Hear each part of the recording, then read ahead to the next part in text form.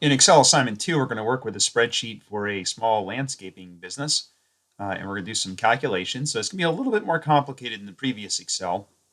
So the first thing we'll need to do is click on Enable Editing if you haven't already done so. So I'm going to click the Enable Editing button. So first we need to calculate the balance due. So that's going to be the service amount billed plus the previous balance minus the payments that we've received so far. I'm going to hit equals. Now I'm just going to click on these. So I'm going to do D6 plus E6 minus F6. Hit enter. I have $295. Now I'm going to copy that cell to the bottom. Now we have the balance due for each one of our customers. Next, we're going to calculate the labor costs for the landscaping services.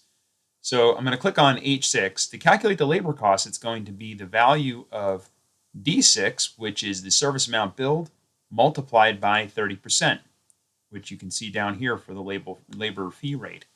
Now we could just type 30% in this box, but we want to use the 30% down here. That way we can mess with that number, which I'll show you in just a minute. We want it to be able to update all of our labor costs. So this isn't unlike any other formula. I'm going to hit equals. So I'm going to highlight cell D6, then the asterisk for multiply, highlight the 30%, hit enter, and I have $64.50 for the labor for Raymond Smith. Now the problem is if I copy that formula, notice what happens. It worked for the first one, but the second one, take a look at the top of my screen where the formula shows up. Now it's B17 here, which is correct. There's B17, the labor, down at the bottom. But as it copied, I'll hit escape so you can see this. As it copied, take a look at this number up here on the top. So as it copied, that number increments, which is incorrect. You can see there's no numbers down here that we can use. So we want to make sure that when we multiply by the 30%, that it locks in the 30%. There's a couple ways to do this. The easy way to do it is highlight the B17 and hit F4. It'll add the dollar sign in front of B and the dollar sign in front of 17, and that will make it an absolute reference. You could also just type the dollar signs in, but F4, if you highlight that cell and hit F4, it'll make it an absolute reference. So now that I've made that an absolute reference, I'm going to copy, and you can see that I now have the correct values. So at this point, if I wanted to, I could show the labor fee rate rather. I could change it to 20%. So right now it's 30%. Maybe my labor rates have dropped, so I can drop it to 20% by putting 0.2, and you can see it drops my labor costs down through that whole column. Now we're going to play with some functions. So if you click on Sheet 2 at the bottom, we're on Sheet 1 right now, click on Sheet 2. So a couple different functions. One of them we're going to try is we're going to try to sum all of these values from B5 down to B10. So one way you could do this is you can hit equals, type SU, and it'll show you some of the functions. So I can just click on sum, which is the one that we want.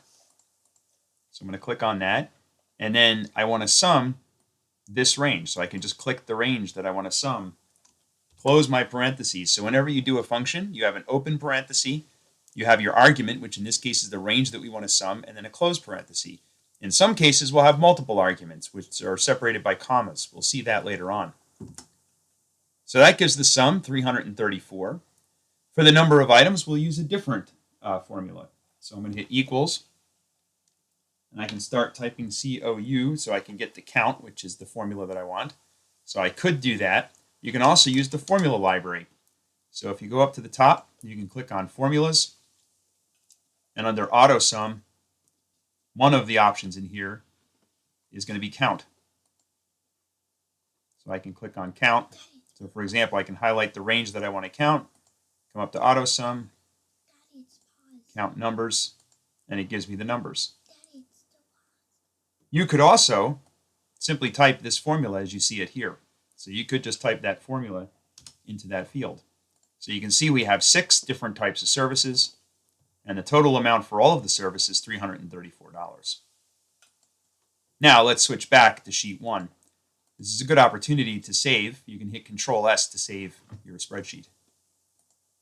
So another function we can use some date functions and work with dates a little bit. So if we go to today's date, which is cell B19, we can, instead of typing in today's date, we can have it always display the current date.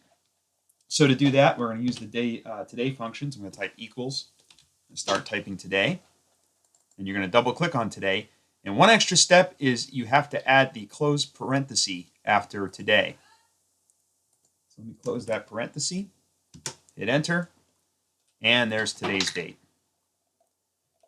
Now up here in cell J6, we want to calculate the 30 days from today. So let me just double check in the instructions here. So, so in J6, we're going to calculate the date is 30 days later than the service date. So here's the service date here. So we're going to bill the customer, and they have to pay us within 30 days. That's the due date. So that's pretty easy. I'm just going to say equals, click on the date. Now, Microsoft Excel is pretty smart. It knows that when we add 30 days, it knows how many days are in a month. So for example, notice what happens when it gets to September. It automatically, or when it gets to August 2nd, it knew to increment to September. So I can copy that formula. So now I have the correct payment due dates, which are all 30 days after the service date. All right, so we're going to use a couple more functions. This time under column C in C15, we're going to type average. We're going to show what the average amounts are for all of these columns here for the service amount billed, previous balance, all the way down to the labor costs. So all the way across, we're going to show the averages. So to calculate the average, there's a couple different ways to do it. One way we could do it is if I highlight these cells, I can click on Auto Sum and choose Average, and it automatically shows the average down here at the bottom. And you can see it automatically populated that formula. I could just as easily have typed equals average, then clicked my range, close my parenthesis, and that would work as well.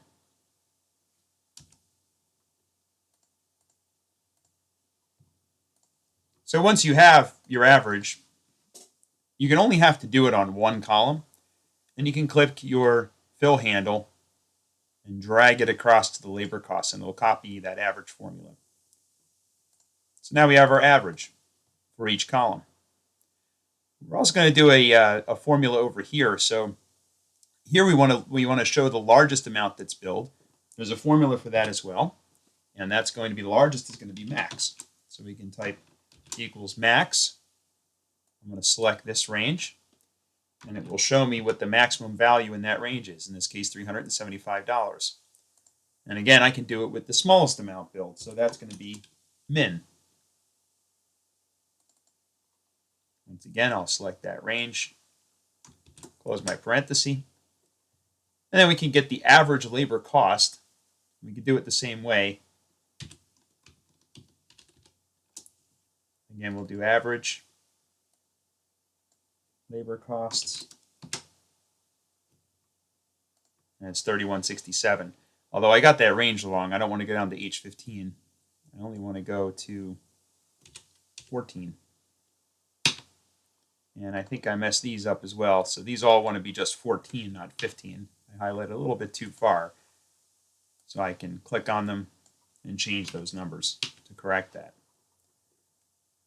All right, there we go. So there's our maximum, minimum, and average labor cost. I'm just going to add a little bit of formatting here. So for the average, I'm going to highlight these. I'm going to change the formatting. So I'm going to go to the Home tab. And you could do any formatting you like. So for example, I'll do outside border around that. Maybe I'll highlight it with some color. So you can be creative and do whatever you like with the formatting for that row. So we're going to add some formatting here. So if you highlight this range, you can use the quick analysis to add the data bars formatting. And then you can use the quick analysis to also clear that formatting. Or if we go up to the top, so I'm in the Home group and I go up to the Styles, the Home tab and the Styles group, I can click Conditional Formatting. We can go to data bars, but we have a few additional options here. So we can do a green gradient in here, which looks a little bit different. So that added the green gradient data bars. So that's one bit of conditional formatting we could do. Now I'm going to select the range G6 to G14. We're going to go back to conditional formatting, and according to the instructions, they want us to format the cells in this range, specify all cells containing values greater than 200 be formatted in light red with dark red text. So we're going to do highlight cells that are greater than, and we want to do greater than 200. And we're going to do light red with dark red text, and then click OK. So now anything that's over $200 gets conditional formatting, so we can see sort of the big ticket ones, who owes us the most money.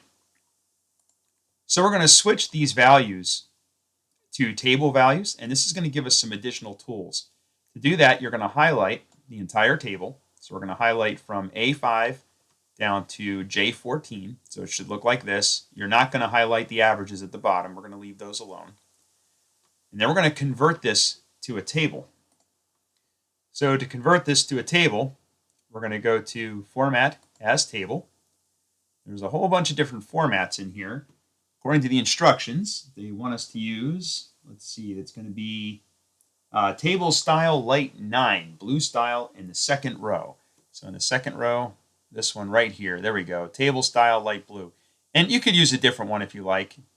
So I'm going to click on the one that the book recommends. So you can see it highlights the table that we had highlighted, and it's going to convert this into a table with headers. So we're going to leave the header selection. So this is going to look a little bit different, right? It did keep our formatting that we did earlier, but now you can see we have some slightly different formatting here at the top, and we have these little drop-down arrows. So step 7B says to use the button in the Table Tools Design tab to add a total row to the table, and delete the value in J15 of the total row because it is a date. So let's do that. So we're going to, up here under the design, we're going to add a total row. So that added a total row. And we don't need to total the dates. That really doesn't make sense to have a total for the date. So let's see, we're going to delete the value in J15. I'm going to highlight J15 and delete it. And let's see, they want us to click D15 and cell D15 and get the sum. So let's see, we're going to do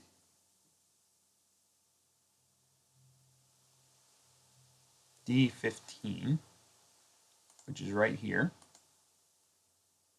And we're going to choose sum. There we go. So we have the total now. The total for the service amount billed. Next, we're going to drag D15 fill handle to H15. That'll give us the total all the way across without having to click the drop down in each one. Next, we're going to sort the table in alphabetical order by town. So I'm going to hit this drop down right here, and I'm going to sort A to Z. And you can see it reordered the entire table from A to Z. So Betcherfield is the top, Springtown is on the bottom. Next, and this is the last step for sorting a table, we are going to use the sort dialog box to sort the data list first by town, then by service amount, billed largest to smallest. So we're going to do service amount, and we're going to do from largest to smallest. There we go.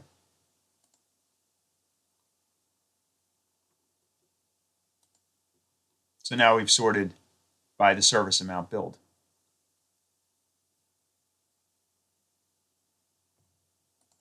All right, and now we're going to add some filtering.